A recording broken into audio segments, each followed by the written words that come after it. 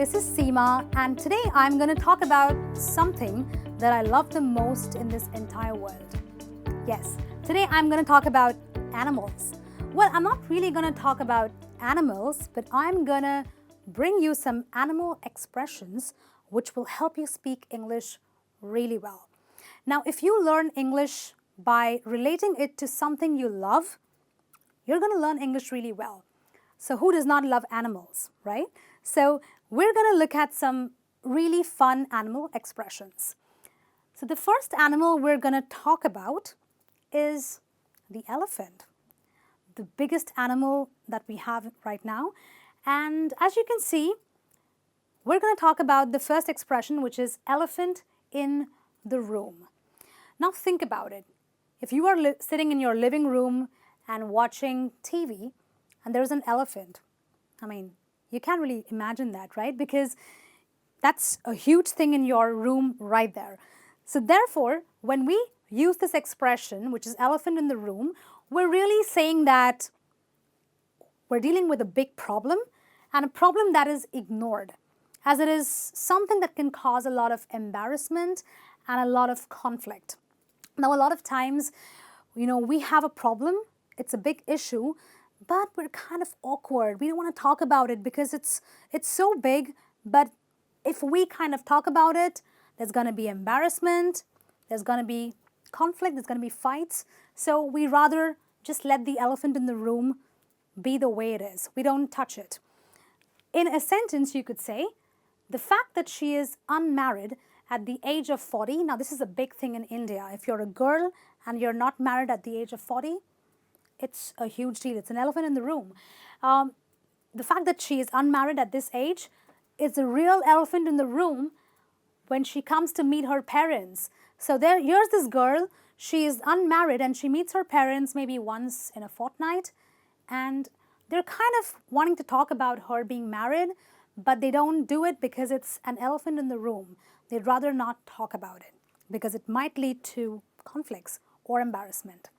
Okay, the next expression is about a pony. Now, this is not a horse. It looks like a horse, but it's really a baby horse,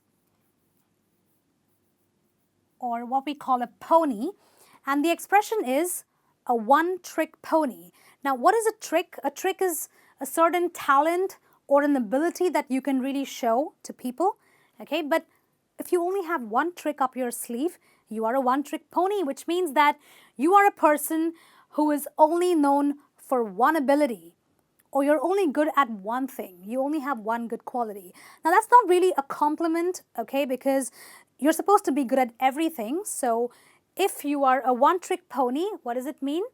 You can say, she always wins the talent competition with some dance performance. She is such a one-trick pony, which means that you're saying that she does not even deserve to win because she only tries one thing. She's only good at one thing. She's a one-trick pony. Okay, our next expression relates to my favorite animal, which is the lion. And what is the expression? The expression is the lion's share. Now, I'll tell you why this expression is called this, because a lion, if you've seen it hunting or if you've seen it eating its meal, it kind of takes the major part of the food. It does not really leave the food for the lioness or the cubs, really. It takes the major part of the food, and therefore the lion's share is a major or the biggest part of something. Okay, so in a sentence you could say, some people don't do much work, but they get the lion's share of credit at work. How I hate office politics. Now, all of you have probably seen some weird, sneaky guy in your office who kind of does not do a lot, but when it comes to taking the credit, he gets the lion's share. How unfair. I mean, you did all the work and he gets the lion's share, but well, that happens, right? That's what office politics is all about. That's called lion's share for you. Okay, our next expression relates to a horse. Now, this is a big horse, but as you can see, there are many horses, and the expression is to hold your horses. Okay, why do we hold our horses? Now, horses are animals that are used for transportation, And if you've ever ridden a horse, you will know that you have to control where the horse goes. You have to control the direction that it kind of goes at.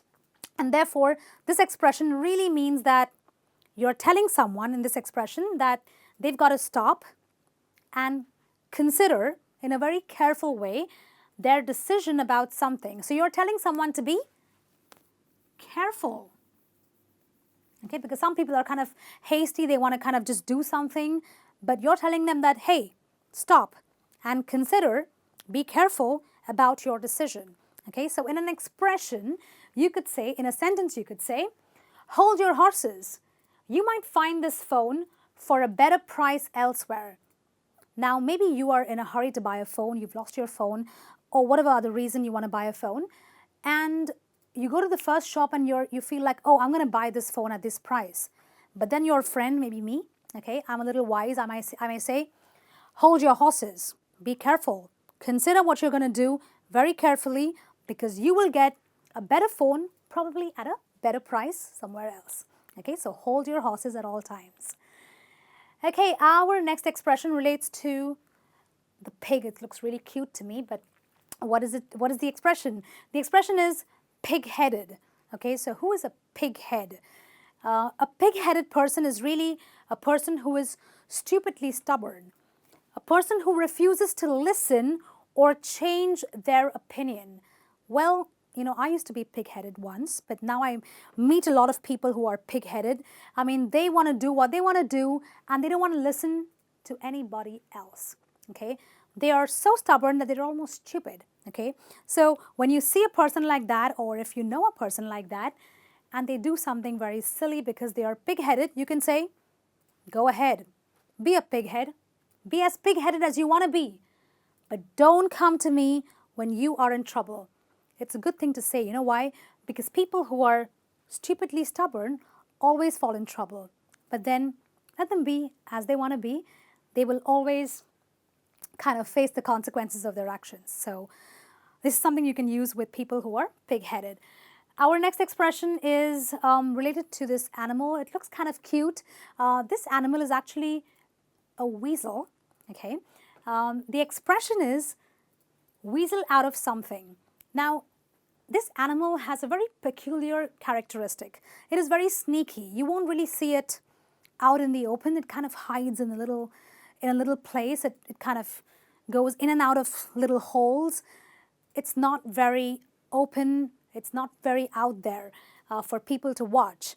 So when you are weaseling out of something, it basically means that you are avoiding or you're running away from doing something in a very sneaky way. It's a very sneaky animal, right? So if you don't want to do something, you're going to find a very sneaky way of running away from it.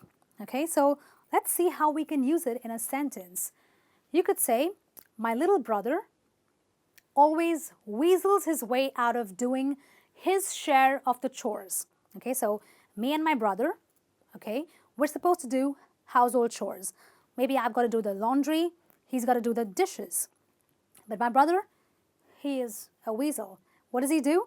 He weasels his way out of doing his chores, which means he kind of finds a very sneaky way of making sure that he does not have to do it. He runs away from his responsibilities, right? So this word weasel, this expression weasel out of something can be replaced with anything that they are running away from. Maybe you weasel out of office work. So what are you running away from? Whatever you're running away from is what you are going to be weaseling out of, okay? So that is what it means to weasel out of something. Our next expression, well, the picture is really cute because you're looking at a lot of dogs, very cute dogs, but the expression is go to the dogs. Now, frankly, I wouldn't mind going to these dogs, but what does the expression really mean? The expression means that something has become very bad, so much so that it deteriorates in a very shocking way. Now, I'll tell you why this expression is like this. Dogs mostly are creatures that you kind of leave leftovers for, at least the street dogs, okay? Not the pet ones, we love them too much, right? So if something goes to the dogs, it means that you're kind of leaving the bad parts for a person or for a thing, and it's become very bad. In an expression, in a sentence, you could say, our vote really counts, or else the country will go to the dogs, right? Because we believe that if we don't vote, we might elect the wrong person and the country will become really bad, it will really deteriorate, and therefore we say, please vote or the country will go to the dogs. We won't have the best, we will have the leftovers. Okay, then our next expression kind of relates to this bird.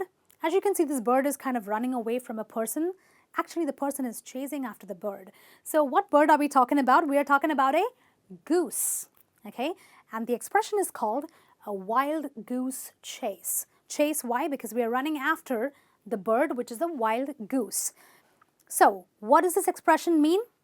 It means that you are going after something that you will probably never get.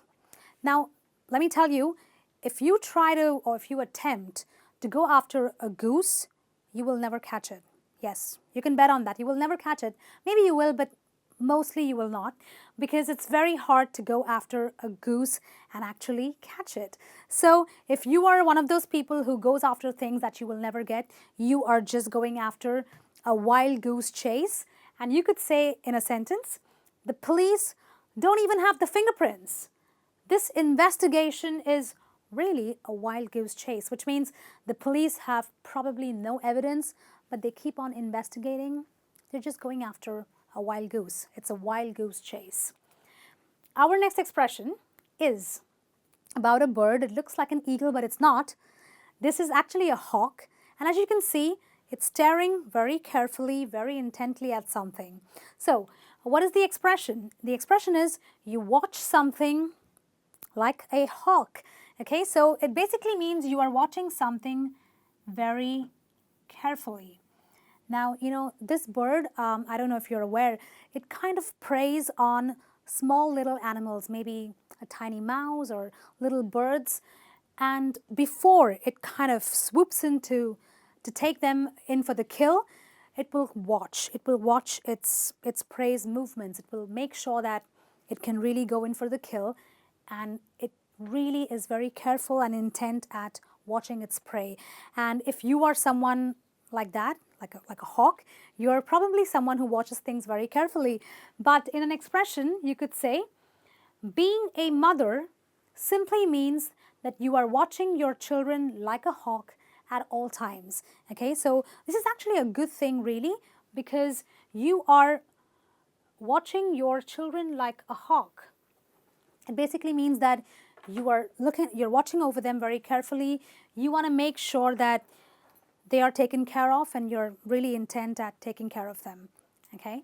The next expression relates to a fish. As you can see, the fish is out of water. Well, it's not a very good thing, right? Because what happens if you are a fish and you are out of water?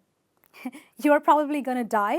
Okay. But, well, this expression really means, the expression is like a fish out of water, and it means that you are very uncomfortable or not very happy in a particular situation or a particular environment. Okay. Now, a lot of people are not comfortable. So in a sentence, you could say, when she has to speak in front of people, she feels like a fish out of water. Now, I have heard that most people, in fact 70% of people, are very scared of public speaking. So if you feel like that, now you have an expression to use. You can say, I don't know what I'm going to say. I feel like a fish out of water, which means you are in a situation which makes you very uncomfortable. The next expression refers to a fly. We don't like this image too much, but the expression is wouldn't hurt a fly. Wouldn't is a contraction between the words would and not. Okay. And the expression really means that you're talking about a person who is very peaceful and someone who is not violent. Okay, so if someone's a really mild-mannered person, he is someone who would not even hurt a fly. So in a sentence you could say, I think the police have the wrong person. Mrs. Smith wouldn't hurt a fly, which means this person, Mrs. Smith, is so peaceful, so non-violent, it's really a surprise that the police have her. She would not harm anyone. The next expression refers to a very weird looking thing, but what we're looking at right now is a nest. This thing out here is a nest. It's a hornet's nest. Now, a hornet is an insect which can really sting. Okay, so the expression is stirring up a hornet's nest. Okay, so what does that really mean? It means that you are causing a situation which makes people very angry or upset. Now, you would be an absolute foolish person to stir up a hornet's nest. So if you are someone who is causing problems with people, you are stirring up a hornet's nest. So in a sentence, I could say the actor's comments about politics really stirred up a hornet's nest, which means that this actor wanted to kind of talk about politics and that it didn't go well with him because, you know, he kind of made a lot of people very angry. Some people got upset, and he basically was foolish enough to stir up a hornet's nest. Okay, well, these are the expressions on animals, animal expressions that you can use for your English speaking, maybe at work or even in daily conversations. Now, these expressions are very easy to use, and you must use them every single day. So in the comments, I would suggest that you let us know which expressions you really liked and how you are going to use them.